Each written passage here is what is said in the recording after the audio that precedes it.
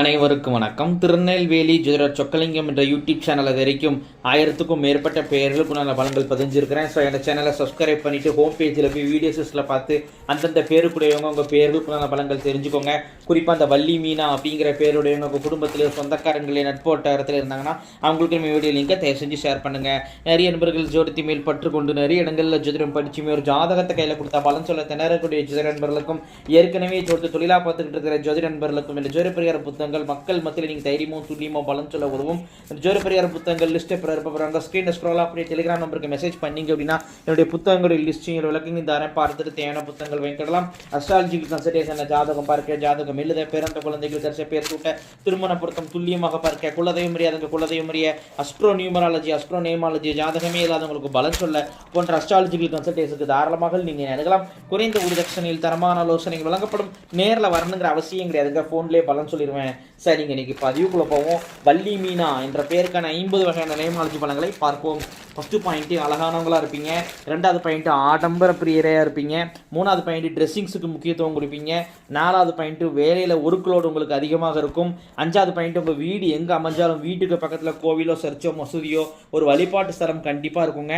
ஆறாவது பாயிண்ட்டு தனிமை விரும்பியாக இருப்பீங்க, இல்லைனா லோன்லினஸ் ஃபீலிங் இருக்கும். ஏழாவது பாயிண்ட்டு சுதந்திர விரும்பியாக இருப்பீங்க. உங்கள் முடிவில் மற்றவங்க தலையிடுவதை விரும்ப மாட்டீங்க. எட்டாவது பாயிண்ட்டு தாய்மாமா மற்றும் மாமனாரால் அவமானங்கள், மன விரக்தி, மன வெறுப்புகளை சந்திப்பீங்க. ஒன்பதாவது பாயிண்ட்டு கேஸ் ட்ரபிள் பிரச்சனை உண்டு. 10வது பாயிண்ட்டு கலைகளில் ஆர்வம் ஈடுபாடு அதிகமாக இருக்கும். 11வது பாயிண்ட்டு என்னடா வாழ்க்கை இது, லைஃப்பில் ஒரு வெறுப்பு ஏற்பட்டு ஒரு தடவையாவது சூசைட் பண்ணிக்கலாமா அப்படிங்கிற சூசைட் முயற்சி உடையாவது அட்டன் பண்ணியிருப்பீங்க. 13வது பாயிண்ட்டு 12வது பாயிண்ட்டு ஸ்வீட்ஸ்னால் உங்களுக்கு ரொம்பவே பிடிக்கும். 13வது பாயிண்ட்டு அப்பாவுக்கு 2 பேர் இருக்குங்க. வச்ச பேர் ஒன்று, கூப்பிட்ற பேர் ஒன்றாக இருக்கும். 14வது பாயிண்ட்டு அப்பாவுக்கு மன வாழ்க்கையில் திருப்தி இருக்காது. அம்மா கூட சண்டை போட்டுக்கிட்டோ அல்லது பிரிஞ்சோ வாழ்வாங்க. 15வது பாயிண்ட்டு கணவருடைய ஊர் உங்களுக்கு ஒன்று மிகவும் பக்கத்திலேயோ அல்லது அதிகபட்சம் 40 கிலோமீட்டருக்குள்ளேயே அமையும்.